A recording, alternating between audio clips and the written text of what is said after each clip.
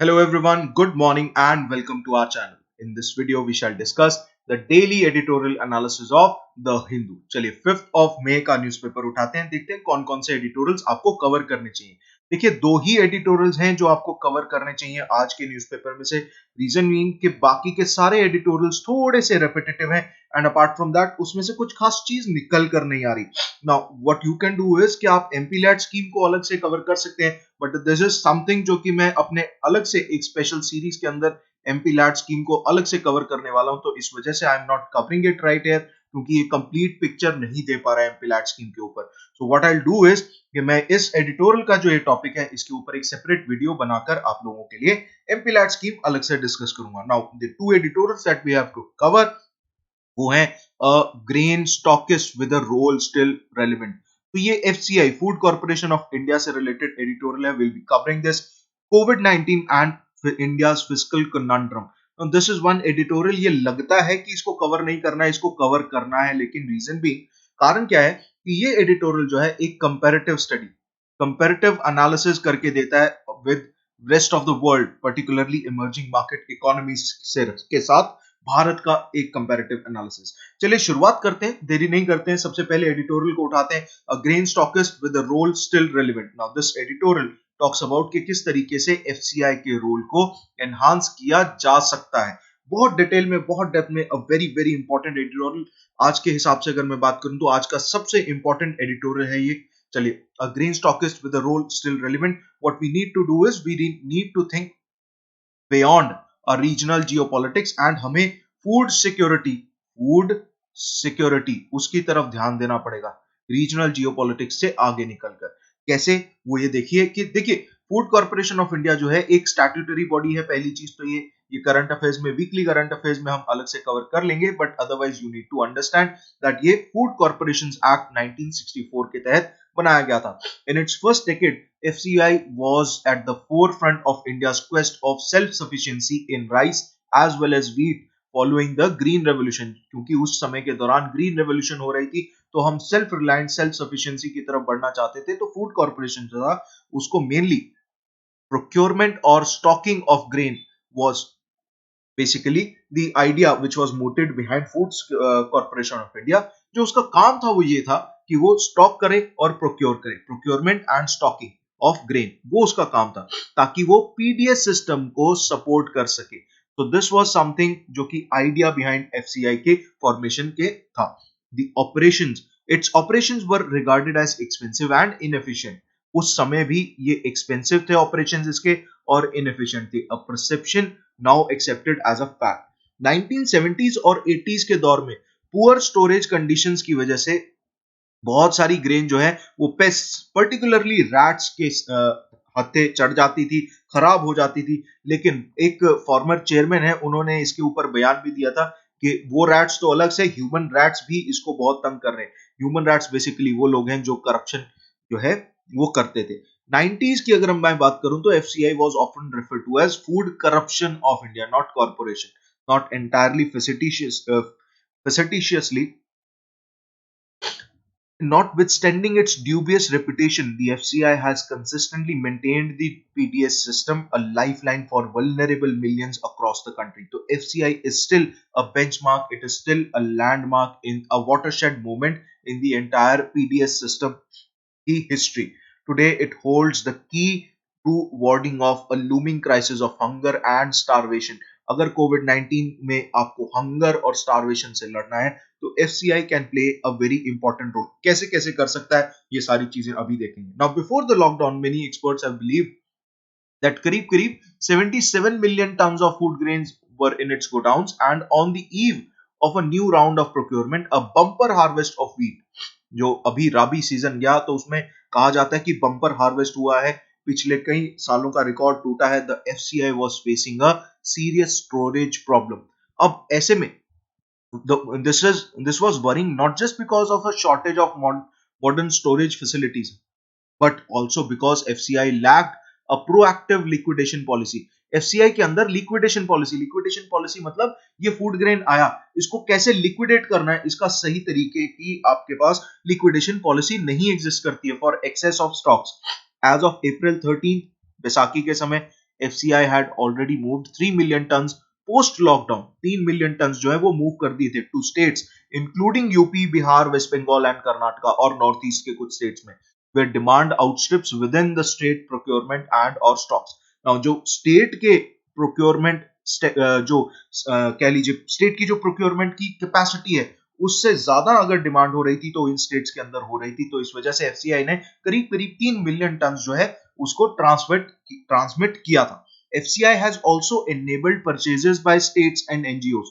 तो states और NGOs अब खुद से भी procurement कर सकते हैं, purchases कर सकते हैं directly from FCI depots, doing away with e-auctions typically conducted for the open market sale scheme. तो ये जो ओपन मार्केट सेल स्कीम के तहत हम ई ऑक्शन किया करते थे, एफसीआई ई ऑक्शन करती थी, उसकी जरूरत को खत्म कर दिया एफसीआई को. एफसीआई ने बोला कि आप सीधे डिपो पे जाओ और आप माल उठा लो. With Rabi procurement underway in many states, it seems that the country will secure ample food supplies to cope with current crisis. Now, इसके ऊपर एक पहले भी हिंदू एडिटोरियल एनालिसिस आ चुका है कि ये सिर्फ और सिर्फ हाफ पिक्चर है, इसके आगे का हमें खतरा होने वाला है. रीजन बीइंग के लेबर की शॉर्टेज है, उसके बाद खरीफ सीजन का सोइंग पोर्शन चल रहा है. सोइंग पोर्शन में ही अगर आप कह लीजिए कि लेबर शॉर्टेज हो जाती है, लेबर शॉर्टेज, तो एंड उसके बाद ये लॉकडाउन की वजह से जो कह लीजिए कि जो डिले हुआ है उसका खामियाजा यील्ड के ऊपर हमें पड़ने वाला है. यील्ड जो है वो डिक्रीज हो जाएगी खारिफ क्रॉप की. So this is something that we have already discussed, उसको आप जरूर देखिएगा. हिंदू एडिटोरियल एनालिसिस में मैंने लिंक्स जरूर डाले हुए हैं. Now the entire crisis, the entire issue of FCI, उसको हमने 4 से 5 पॉइंट्स में बांटा है, उसको थोड़ा सा ध्यान से देखना है. पहली चीज, FCI is overwhelmingly reliant on railways and सिर्फ और सिर्फ 24% ग्रेन जो है वो सड़क के रास्ते जाती है. 24% of the grain that FCI procures is moved by road. अगर हम फरवरी 2020 तक की बात करें 2019 से. Now road movement is often better suited, हम गलत समझते हैं सस्ता महंगा पड़ता है, but still it is better suited for emergencies and for remote areas. Containerised movement too can be taken up, which is not the dominant way for transporting grain, but it is more cost effective and efficient. तो containers जैसे move करते हैं उस तरीके से आप जो है food grains को मूव कर सकते हैं even on road. Now second aspect is, given that the coming months will see a predictable demand of staples, क्योंकि सब के सब लोग नॉन स्टेपल से हटकर स्टेपल होने वाले, ये बेसिकली इकोनॉमिक बिहेवियर है. आप घर बैठते हैं तो आप रोटी चावल जो है ज्यादा खाना शुरू कर देते हैं. From food insecure hotspots where migrant workers have just returned from their work, where work is scarce, one strategy that has been adopted widely in the international food aid by the US. United States ने भी ये policy को implement किया है that वहां पे आप pre positioning कर दीजिए. प्री पोजिशनिंग ऑफ शिपमेंट्स मतलब जहां पे grain is stored closer to the demand hotspot. मान लीजिए जैसे यूपी में, बिहार में, वेस्ट बंगाल में, कर्नाटका में, फॉर एग्जांपल वेरियस रीजन्स में जहां माइग्रेंट लेबर वापस अपने देश जा रही है, वापस अपने स्टेट जा रही है, राइट. तो जो इमिग्रेशन हो रही है, जो इमिग्रेशन हो रही है, ये सारी माइग्रेशन जो है इसको आप पहले प्री प्लान करके उसमें प्री पोजिशनिंग ऑफ शिपमेंट्स कर दीजिए, पहले ही उनके पहुंचने से पहले वहां फूड ग्रेन्स प्रोवाइड कर दीजिए. तो इंटरनेशनल फूड एड और यूएस पर्टिकुलरली जो है वो इस चीज को फॉलो करते हैं. Now the FCI has already decentralised networks of godown. तो गोडाउन के जो नेटवर्क्स हैं एफसीआई के सारे डिसेंट्रलाइज्ड हैं. State government and FCI should maintain stocks at block headquarters और panchayat level in food insecure और remote areas in small hermetic silos और कंटेनर्स. सो इस तरीके से अगर आप प्री पोजिशनिंग की स्ट्रैटेजी अप्लाई करते हैं जिसमें आप डिसेंट्रलाइज्ड नेटवर्क ऑफ गोडाउन्स को यूज करते हैं, तो that can also help. Apart from that, the third point is, along with the pre-positioning strategy, we need a strong case for center to look beyond PDS and Pradhan Mantri Garib Kalyan Yojana, and we need to release stocks over and above the existing allocations. तो already allocations आपने की हुई हैं, उसके ऊपर over and above आपको जो है रिलीज करने पड़ेंगे stocks, but at its own expenses rather than by transferring the fiscal burden to the states. States से मत ज्यादा एक्सपेक्ट कीजिए. Now this is something that I do not personally agree with. Reason being कि हम अगर decentralisation की बात कर रहे हैं इन डिसीजन मेकिंग प्रोसेस, अभी लॉकडाउन का जो डिसीजन है वो सारा का सारा स्टेट्स के ऊपर दारोमदार छोड़ दिया गया है. एंड बहुत सारी ऐसी जगह हैं जैसे चंडीगढ़ है फॉर एग्जांपल, तो एक काफी सारे रेड जोन्स हैं जहां पे जब लॉकडाउन शुरू हुआ था तो 5 केसेस थे। आज वहां 111 केसेस हैं और लॉकडाउन खोल दिया है। सो दिस इज समथिंग जहां पे अगर आप डिसेंट्रलाइज करते हैं तो there can be administrative blunders as well. So ऐसे में सरकार अगर फिस्कल बर्डन स्टेट्स के ऊपर नहीं भी छोड़ती है तब भी आपको ये समझना होगा कि आज के दौर में आपको जो डिसीजन मेकिंग प्रोसेस है उसको सेंट्रलाइज करना ही पड़ेगा। You will have to centralise it because states हमेशा अपने बारे में सोचेंगे, स्टेट्स हमेशा इंट्रा स्टेट सोचेंगे, इंटर स्टेट नहीं सोचेंगे। तो वो जो सेंसिटाइजेशन है, इंटर स्टेट सेंसिटाइजेशन, वो कम होने की वजह से भारत के अंदर कहा जा सकता है कि थोड़ा गर्मा गर्मी का, गहमा गहमी का, पॉलिटिकल इंस्टिगेशंस का माहौल हो सकता है। इसको अवॉइड करने के लिए सेंट्रलाइज करना बहुत जरूरी था। दिस वुड प्रोवाइड, अगर हम ऐसा करते हैं कि स्टेट के ऊपर फिस्कल बर्डन नहीं भी डालते लेकिन हम एलोकेशन ओवर एंड अबव करना शुरू कर देते हैं, this would provide flexibility to local government to access grains. तो लोकल गवर्नमेंट चाहे आप पंचायती राज इंस्टीट्यूशंस की बात करें, अर्बन लोकल बॉडीज की बात करें, तो वो इजीली ग्रेन्स को एक्सेस कर सकते हैं एंड पर्टिकुलरली शॉर्ट नोटिस पे कर सकते हैं। और किसके लिए? फॉर कंटेक्चुअली अप्रोप्रिएट इंटरवेंशंस के लिए। For example there are feeding programmes, जैसे मिड डे मील स्कीम है, free distribution to vulnerable and marginalised sections है, and those who are excluded from the PDS. तो बहुत सारे ऐसी लोकल एरियाज में, लोकल गवर्नमेंट्स में ऐसे कह लीजिए कि बेनिफिशियरीज हैं जो पीडीएस सिस्टम के अंदर एक्सक्लूडेड है, तो उनको आप इंक्लूड कर सकते हैं, तो आपकी आउटरीच बढ़ सकती है। Moreover, freedom to panchayats, for example, to sell grains locally at pre-specified prices until the supply is restored. तो ऐसे में पंचायत का आप कह सकते हैं कि थोड़ा सा सशक्तिकरण हो सकता है, उनका एम्पावरमेंट हो सकता है। In many states there is a vibrant network of self help groups जो कि नेशनल रूरल लाइवलीहुड्स मिशन के तहत काम कर रहा है, विच कैन बी टास्क। उसको यूज किया जा सकता है with the last mile distribution of food aid other than the PDS. उसको यूज करके आप पीडीएस के अलावा जो फूड डिस्ट्रीब्यूशन कर रहे हैं उसमें आप यूज कर सकते हैं, ताकि लास्ट माइल जो बेनिफिशियरी है उस तक खाना पहुंच सके। फूड सिक्योरिटी, उसको फूड सिक्योरिटी में इंक्लूड किया जा सके। Now consultative committees presumably exist already in each state to coordinate with the FCI on such arrangements। ये चीज ऑलरेडी एग्जिस्ट करती है कई स्टेट्स के अंदर, इसको इंप्लीमेंट करा जा सकता है। This is not an administrative Marvel, this can happen overnight, this can happen overnight, it is possible, right. And fourth point goes by FCI's guidelines follow a first in first out principle। मतलब ये stock जो है ये पहले आया है तो इसका मतलब ये है कि यही स्टॉक जो है ये पहले बाहर जाएगा, पहला जो आया है पहले वो ही बाहर जाएगा। तो इट मैंडेट्स, मैंडेटरी है that grain that has been procured earlier needs to be distributed first। now it is high time कि FCI जो है it needs to suspend this strategy if it is not already, that enables the movement that costs least time, money and effort। तो ऐसी movement हो कि जो least time और money और एफर्ट को आपके बचा सके एफिशिएंट मैनर में। फॉर एग्जांपल अगर पहली जो आई है चीज वो स्टॉक में पड़ी है एंड दूसरी जो शिपमेंट है वो ऑलरेडी ऑन द वे है, तो उसको रीडायरेक्ट कर दीजिए for transmission purposes, for distribution purposes, तो that would be better. First in first out principle is a bit flawed. And fifth point क्या कहता है? In many places FPOs, farmer producer organisations, they have been at the forefront of rebuilding the broken supply chains. तो उनको आप use कर सकते हैं। FCI along with NAFED के साथ मिलकर, which is well placed to rope in expertise to manage logistics to support these efforts। तो आपको NAFED को rope in कर लेना चाहिए।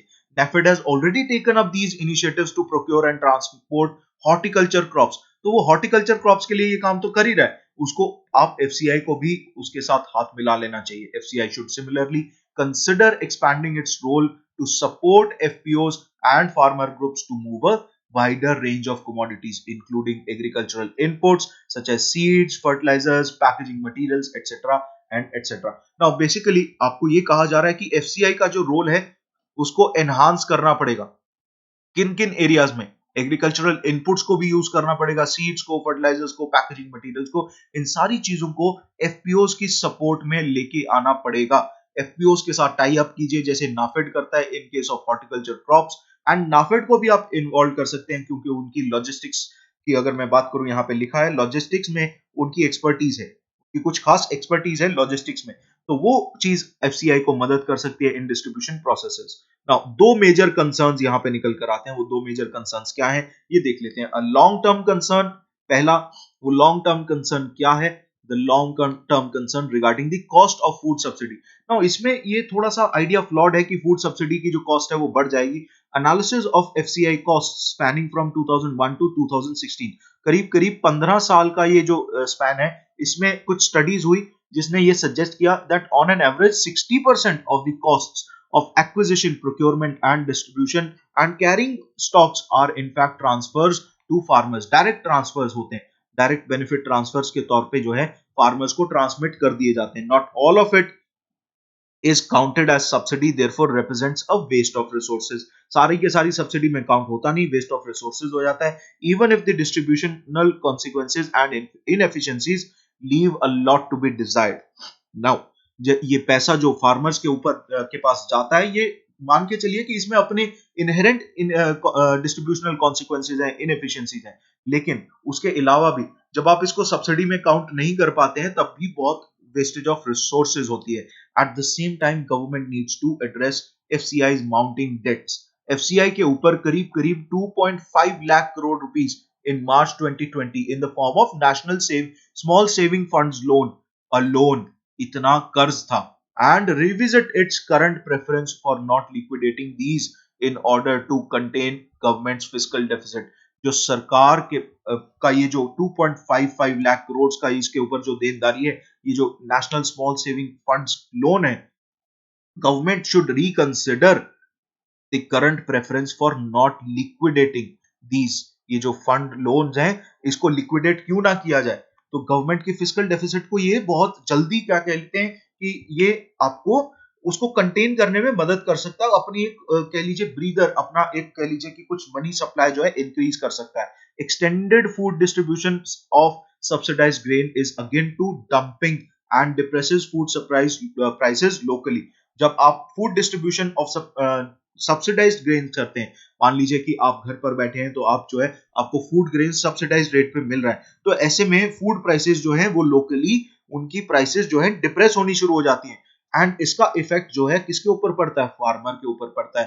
These are legitimate concerns but perhaps only beyond the looming emergency. ये चलो मान लिया कि ये कोई मेजर कंसर्न्स हैं, लेकिन स्टिल अभी जो प्रेजेंट लूमिंग इमरजेंसी है कोविड-19 है, इसके पास्ट हमें देखना होगा। अभी इन दोनों कंसर्न्स की इतनी चिंता नहीं भी करें तो भी चलेगा। When the pandemic is past, the question will once again surface on the relevance of FCI। Even in 2015, 2015 में एक शांता कुमार कमेटी की रिपोर्ट आई थी which recommended repurposing the organization as an agency for innovations in food management system। बजाय इसके कि आप procurement करें, बजाय इसके कि आप स्टॉकिंग करें, आप सिर्फ और सिर्फ इनोवेशन की एजेंसी कर दीजिए इसको, एफसीआई को। नाउ इट वाज एडवोकेटेड कि shedding its dominant role in the procurement and distribution of grain, आप इसको फूड मैनेजमेंट सिस्टम में एक इनोवेटिव एजेंसी के तौर पे कन्वर्ट कर दें। So this was this entire editorial. बहुत ही महीम से, बहुत ध्यान से इस पूरे एडिटोरियल के आपने नोट्स जरूर बना लेने, नोट्स बनाने बहुत जरूरी है जी। नाउ एक जरूरी सूचना, जिन लोगों को हम पीडीएफ वगैरह प्रोवाइड करते हैं, जैसे हम पहले कोशिश करते थे कि प्रेजेंटेशन जो है आपको जो डिस्क्रिप्शन है उसमें लिंक दे दिया जाता था, अभी क्या है कि हमारा एक पूरा टेलीग्राम चैनल है, उसको एक्टिव कर दिया है। टेलीग्राम चैनल के ऊपर आप जुड़ जाइए। टेलीग्राम चैनल पे हम बहुत ही इंपॉर्टेंट इन्फॉर्मेशन वगैरह आप लोगों के साथ शेयर करते रहेंगे। एंड इनफैक्ट बहुत सारे करंट अफेयर्स की पीडीएफ हैं, जो पुराने करंट अफेयर्स हैं, जो कुछ इंपॉर्टेंट स्टैटिक करंट अफेयर्स हैं, करंट अफेयर्स, वो सारी चीजें भी आपको वहां पे अवेलेबल हो जाएंगी बहुत जल्दी। तो आई वुड सजेस्ट कि आप टेलीग्राम चैनल को जरूर ऑप्ट कीजिएगा। अपार्ट फ्रॉम दैट उसका लिंक जो है डिस्क्रिप्शन में आ जाएगा। हमारी वेबसाइट इज अंडरवे, तो मैं वेबसाइट के ऊपर हमारे यहाँ काम हो रहा है बहुत जल्दी। ये सारी की सारी चीजें आपको टेलीग्राम चैनल पे भी जाने की जरूरत नहीं पड़ेगी, हम टेलीग्राम चैनल पे तो प्रोवाइड करेंगे ही, साथ के साथ हमारी वेबसाइट के ऊपर सारी की सारी चीजें आप लोगों के लिए खास तौर पर अवेलेबल रहेंगी। एंड मेक श्योर कि आप historical underpinnings of Indian constitution की पार्ट 4 हिस्टोरिकल अंडरपिनिंग सीरीज में पार्ट 4 जो है अपलोड हो गया है, उसे जरूर देखिएगा। Historical underpinnings part 4। एंड आज एक बहुत इंपॉर्टेंट हॉट लीगल इशू के ऊपर भी वीडियो आने वाली है, हॉट लीगल इशू के ऊपर, तो उस वीडियो को भी आप जरूर देखिएगा। रीजन भी क्या है कि वो जो वीडियो है वो बहुत इंपॉर्टेंट है एज फार एज कोविड-19 इज कंसर्न। जितना भी कानून के जितनी भी प्रोविजंस हैं जो कि कोविड-19 में लागू हो रही है, वो सारी की सारी in detail in depth cover करने वाले हैं मैम। तो मेक श्योर कि आप उस वीडियो को भी आप फॉलो करिएगा, हिस्टोरिकल अंडरपिनिंग्स की वीडियो को भी देखिएगा। बहुत लोग प्यार कर रहे हैं, बहुत लोगों को पसंद आ रही है, उस सीरीज को गहराई में हम कवर करने वाले हैं।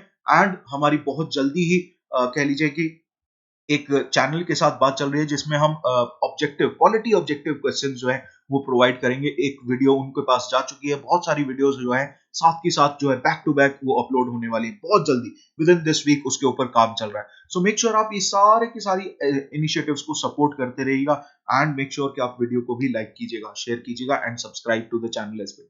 Now the second aspect, the second editorial that we have to cover is COVID-19 and India's fiscal conundrum. Now ये बहुत ही elaborate, बहुत ही भारी भरकम एडिटोरियल है, लेकिन हमें इसमें से सिर्फ और सिर्फ वही पॉइंट्स कवर करने हैं जो हमारे एज एन एस्पिरेंट हमारे लिए इंपॉर्टेंट है। तो वो क्या इंपॉर्टेंट होगा? सिर्फ डेटा और सिर्फ एनालिसिस। डेटा और एनालिसिस निकाल लेंगे, निष्कर्ष निकाल लेंगे तो बहुत इजी हो जाएगा। इतना बड़ा एडिटोरियल है, इसको देखो इतने में खत्म कर देना, ठीक है ना। चलो फटाफट से करते हैं। कोविड-19 and India's fiscal conundrum. Now the immediate future appears dire for large emerging market economies including India. Now particularly देखिए जो एड है, अगर मैं बात करूं इंटरनेशनल एड, तो वो लीस्ट डेवलप्ड कंट्रीज की तरफ जा रहा है, या फिर जो पैसा है वो कहां जा रहा है? डेवलप्ड कंट्रीज, डेवलप्ड वर्ल्ड की तरफ जा रहा है या लीस्ट डेवलप्ड कंट्रीज की तरफ जा रहा है। लेकिन अगर मैं बात करूं emerging market economies like including India, वहां पे पैसा आ नहीं रहा है। सो बेसिकली ये सारा का सारा फिस्कल कनंड्रम जो है it is more like an international perspective, not a national domestic perspective से नहीं लिखा गया है। डोमेस्टिक पर्सपेक्टिव से हमने पहले बहुत सारी चीजें कवर कर ली है। अब ये चीज हमें पता है कि आईएमएफ ने भारत की ग्रोथ प्रोस्पेक्ट्स को 1.9% तक गिरा दिया है, जो कि पहले एस्टिमेटेड था 5.8%। वर्ल्ड बैंक ने भी इसको गिरा दिया है कि 1.5 से 2.8% तक ग्रो करेगा अगले साल Bharat, which is the lowest since 1991. Now, RBI has responded proactively and aggressively to ease liquidity concerns, although the credit easing policy does not seem to have been transmitted yet to many firms. Now, RBI ने अपनी तरफ से बहुत सारे initiatives ले लिए, banks को जबरदस्ती बोल दिया कि आप जो है लिक्विडिटी जो है एनहांस कीजिए, इंक्रीज कीजिए किसी तरीके से। 50,000 करोड़ का उसमें लाइजनिंग की थी, मनी जो है प्रोवाइड किया था। नाउ बट ऐसा है कि जो ये क्रेडिट ईजिंग पॉलिसी है, ये लास्ट माइल कनेक्टिविटी अभी तक नहीं हुई है। Many firms are yet to receive these benefits. It has also granted regulatory forbearance relating to asset classification, जहां एनपीएस की क्लासिफिकेशन को डिले कर दिया है during this period. India's fiscal stimulus to date, अभी बात करें तो 1.7 ट्रिलियन रुपीस के आसपास तक भारत सरकार जो है खर्च करने वाली है। Now this amounts to about 1% of GDP, उससे भी कम, विच इज पैल्ट्री। अगर आप कंपैरिजन करें ईस्ट एशियन कंट्रीज के साथ, दूसरी इमर्जिंग मार्केट इकोनॉमीज के साथ, तो जापान जो है 20% ऑफ जीडीपी इन्वेस्ट कर रहा है, या कह लीजिए फिस्कल स्टिमुलस दे रहा है। मलेशिया जैसी कंट्री भी 16.2% दे रही है। सिंगापुर जैसी छोटी कंट्री भी 12%, 12.2% के आसपास पैसा जो है दे रही है। Now 12.2% of GDP. नाउ ये चीज हमें समझनी होगी। पहली चीज तो ये कि इन कंट्रीज का अगर आप साइज देखें और इनकी डेमोग्राफी देखें तो ये भारत से बहुत अलग है, ये इकोनॉमीज भारत से अलग है। लेकिन अगर आप साइज ऑफ इकोनॉमी देखें, तो साइज ऑफ कंट्री की बात कर रहा था पहले मैं, अब साइज ऑफ इकोनॉमी देखें तो इट इज समवॉट सिमिलर।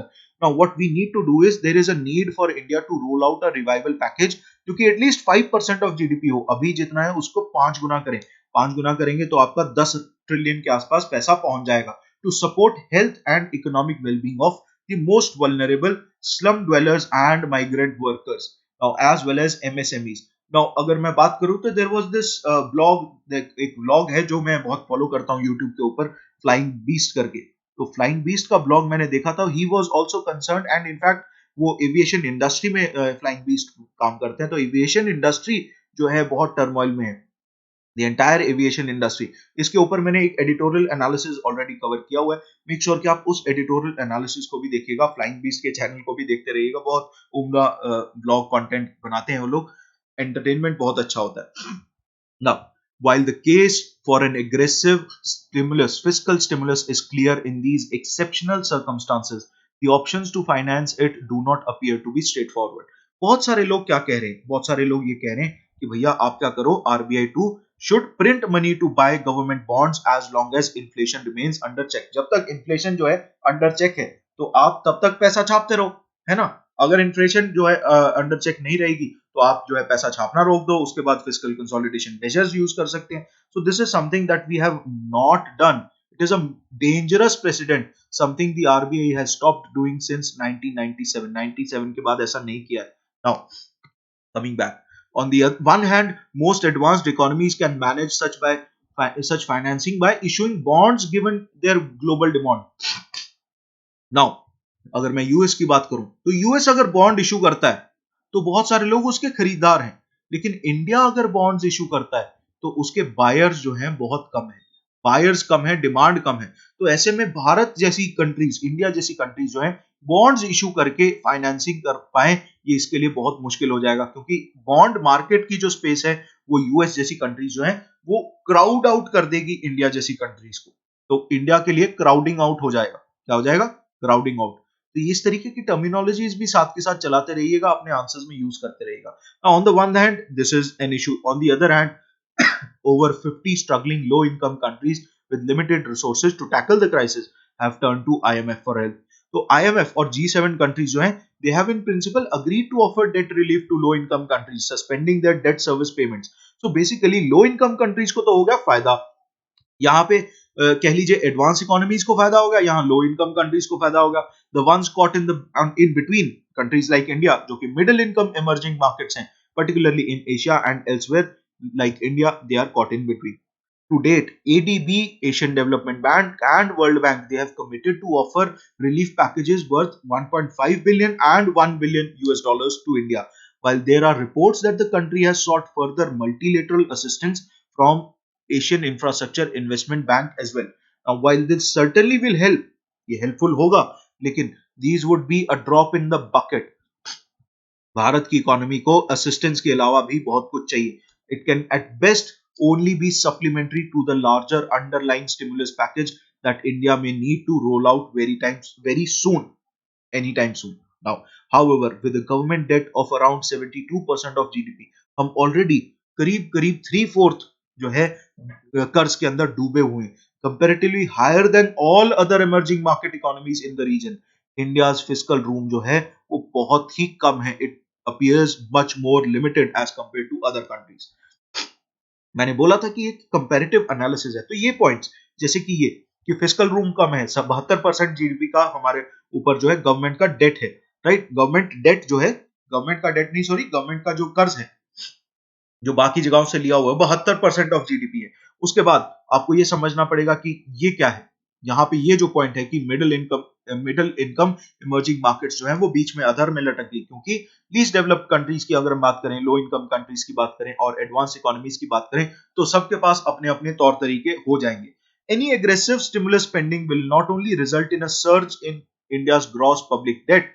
अगर हम रेवेन्यू एक्सपेंडिचर करते हैं तो हमारा पब्लिक डेट भी बढ़ जाएगा, but it will also negatively impact it's credit ratings. हमारी क्रेडिट रेटिंग कम हो जाएगी, और अगर क्रेडिट रेटिंग कम हो जाएगी तो बहुत सारे बॉन्ड्स की यील्ड कम हो जाएगी. यील्ड कम हो जाएगी तो और आगे दिक्कत है ना. तो इकोनॉमी जो है बहुत ही एक टाइट रोप पे वॉक कर रही है. इवन इफ द एफआरबीएम, देखिए कोई भी आपको डाउट्स हैं, कोई भी आपको वर्ड नहीं समझ आया, तो आप हमेशा कमेंट सेक्शन में पूछ सकते हैं बेझिझक मुझसे. मैं आपके सभी डाउट्स को क्लैरिफाई करूंगा, ये मेरा वादा है. Even if the FRBM constraints are relaxed, अगर हम एफआरबीएम का जो फिस्कल कंसोलिडेशन का रोड मैप है उसको रिलैक्स भी कर देते हैं, given India's limited demand, India की जो लिमिटेड डिमांड है for domestic bonds, there is a need to seek capital flows to finance its additional stimulus by encouraging foreign investments in government securities. तो government securities के अंदर आप foreign investments कैसे करेंगे, ये देखने वाली बात है. Now, some richer countries in the Asian region like Singapore, they have managed to tap into their deep reserves kitty. जो उन्होंने पैसा बचा के रखा हुआ, उसमें से उन्होंने जो है इन्वेस्टमेंट्स की अपॉर्चुनिटीज क्रिएट करनी शुरू कर दी, benefiting from the significant role played by their sovereign wealth funds. तो जो उनके सॉवरेन वेल्थ फंड्स हैं उसमें से उन्होंने ये पैसा निकालना शुरू कर दिया. अब भारत के पास यहाँ पे थोड़ा सा कमी है, यहाँ this is somewhere around 482 billion US dollars, 482 billion के आसपास था ये जब लास्ट आई चेक. तो ये जो फॉरेन एक्सचेंज रिजर्व्स हैं, they can be used towards this purpose, लेकिन ये बहुत खतरनाक चीज हो सकती है. क्योंकि this is an extremely risky option in light of India sizeable current account deficit and heavy dependence on short term capital inflows. अगर आप शॉर्ट टर्म कैपिटल इनफ्लोज की बात करें तो उसमें मार्केट जो है बहुत फ्लक्चुएट होती है। मार्केट बहुत फ्लक्चुएट होगी तो हमें ये जो रिजर्व है इसकी जरूरत रहती है ताकि इसकी फ्लक्चुएशन को मिनिमाइज किया जा सके। क्या किया जा सके? मिनिमाइज किया जा सके। तो इस वजह से भारत ये यूज भी कर सकता है और नहीं भी करना चाहिए। सो ये जो द्वंद्व है, ये जो डाउटफुल केस है, इस वजह से ये और दूसरा ऑप्शन जो दिया जाता है वो ये दे दिया जाता है कि इसको यूज करने की बजाय आप आरबीआई को कह सकते हैं कि वो पैसा प्रिंट कर दे। लेकिन वो भी एक डेंजरस प्रोसीजर है। कारण क्या है कि अगर ऐसा होता है तो इन्फ्लेशन हाथ से निकल सकती है। Countries with higher initial public debt levels, जैसे कि इंडिया का 72% ऑफ जीडीपी के आसपास है, they need to be particularly concerned as they also happen to possess the least state capacity। Bharat के पास स्टेट कैपेसिटी नहीं है to make tough decisions to return to a trajectory of fiscal credibility। तो यहां पे अगर आप ये काम करते हैं तो फिस्कल क्रेडिबिलिटी, आपकी जो क्रेडिट रेटिंग है वो गिरा दी जाएगी। क्रेडिट रेटिंग गिरा दी जाएगी तो आपकी यील्ड कम हो जाएगी। यील्ड कम होगी, yield on bonds and government securities कम होगी तो उनकी डिमांड कम हो जाएगी। डिमांड कम हो जाएगी तो आप पैसा जनरेट कहां से करेंगे? तो ये जो फिस्कल क्रेडिबिलिटी है इसको वापस ट्रेजेक्टरी पे लाना, वापस रास्ते पे लाना बहुत मुश्किल हो जाएगा, पर्टिकुलरली ऐसी कंट्री के लिए, भारत जैसी कंट्री के लिए जिसके ऊपर ग्लोबल पब्लिक डेट जो है वो बहुत ज्यादा है। Now this crisis had made it clear that critical importance for countries to build adequate fiscal space to manage future economic distresses। तो ये बहुत जरूरी हो गया है कि आपको फिस्कल स्पेस जो है एडिक्वेट क्रिएट करनी पड़ेगी ताकि आगे के जो फ्यूचर के इकोनॉमिक डिस्ट्रेसेस हैं। तो कोविड-19 तो आ जाए, लेकिन ऐसा जानने में पता लगता है कि करीब करीब हर 10-20 साल के बाद ऐसा कुछ ना कुछ बड़ी आपदा आ सकती है। Given the acute constraints on fiscal policy in India, there is clearly a need to start reprioritizing expenditures away from low priority। तो बेसिकली आपको प्रायोरिटी सेट करनी पड़ेंगी कि आप पैसा कहां खर्च कर रहे हैं। एंड फिस्कल प्रूडेंस जिसको बोलते हैं, फिस्कल, मैं वर्ड यहां लिख रहा हूं, फिस्कल प्रूडेंस, सोच समझ सूझबूझ। अब एक टास्क टीम जो है क्रिएट कीजिए, जैसे रघुराम राजन है, स्वामीनाथन है, इन तरीके के सारे टीम ऑफ एक्सपर्ट्स जो है वो बिठाइए, कमिटी बिठाइए, उनसे सजेशंस लीजिए, उन सजेशंस के ऊपर काम करना शुरू कीजिए। Now we need to move away from low priority unproductive areas towards greater spending on health social safety nets for low income households particularly. तो ऐसे में भारत सरकार को इस तरफ जाना चाहिए। So these are the two major editorials that you should have covered and उसका एनालिसिस मैंने आपको दिया। हाँ, जाने से पहले मेक श्योर कि आप इस वीडियो को लाइक जरूर कीजिएगा, शेयर कीजिएगा एंड सब्सक्राइब जरूर कीजिएगा। कारण क्या है कि आप लोगों का प्यार, आप लोगों का सपोर्ट हमें और बेहतरीन कंटेंट लाने के लिए प्रेरित करता है। सो मेक श्योर कि आप सब्सक्राइब करें इस चैनल को एंड वो बेल आइकन जरूर दबा दीजिएगा। कारण क्या है कि जब आप बेल आइकन दबाएंगे तो वो ऐसा कन्वर्ट हो जाएगा। जब ऐसा कन्वर्ट हो जाएगा तो आपके हमारे बीच की दूरी जो है वो दूर हो जाएगी। तो मेक श्योर कि आप वो बेल आइकन को भी जरूर दबाइएगा। हमारी बाकी सीरीज भी हॉट एंड रनिंग है। हॉट लीगल इश्यूज में आज एक नई वीडियो अपलोड होने वाली है। हॉट लीगल इश्यूज में आज एक बहुत इंपॉर्टेंट वीडियो अपलोड होने वाली है। उसमें सारे के सारे लॉज जो भी कोविड-19 के समय के दौरान जो है एक्टिव है, उन लॉज की चर्चा होगी। उसके अलावा हमारी इंडियन कॉन्स्टिट्यूशनल हिस्ट्री का पार्ट 4, इंडियन कॉन्स्टिट्यूशनल हिस्ट्री का पार्ट 4 वो लेक्चर भी अपलोड हो गया है। अगर आप उस लेक्चर को अपलोड करते हैं, देखिए मेरा वादा रहता है कि अगर आप जो भी वीडियो यहाँ पे फॉलो करेंगे, उस वीडियो में उस टॉपिक में जो भी चीजें बातें कर दी जाएंगी, आपके किसी भी एग्जाम में किसी भी मोड पर उससे ज्यादा चीजों की आपको जरूरत नहीं पड़ेगी। So make sure you follow all the series बहुत ध्यान से, तहे दिल से। Thank you so much, guys. You've been a lovely audience. Take care. Bye bye. We'll see you soon. Have an awesome day ahead. शांति से, आराम से घर बैठिएगा, अपनी सेहत का ख्याल रखिएगा।